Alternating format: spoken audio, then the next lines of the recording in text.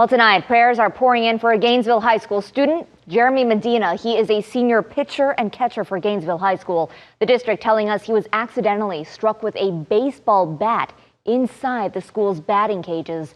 Now he's in a coma.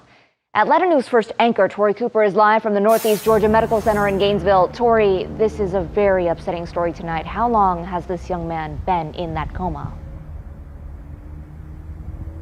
Well, Savannah, the district tells us that he was injured on Monday, but they still have not been able to tell us at what point he went into a coma. But we do know that Jeremy Medina is here at the Northeast Georgia Medical Center tonight, receiving treatment. Now, I do want to show you a picture of Jeremy right now. This was shared with Atlanta News First from the school district. We know that love for Jeremy is really pouring in from all angles tonight, especially on social media. We know the school and Jeremy's coaches are in contact with his family, and they tell us Jeremy's family members are firm believers in Jesus Christ and his redemptive love and are requesting prayers tonight from everyone in the community to lift up Jeremy. Now, I did reach out to one of Jeremy's friends tonight, and I also reached out to one of his baseball coaches that was listed on the school district's website, and I still have not heard back. But of course, if we learn any updates on how Jeremy is doing, and hopefully they are good updates, we will share it with you right here on Atlanta News First.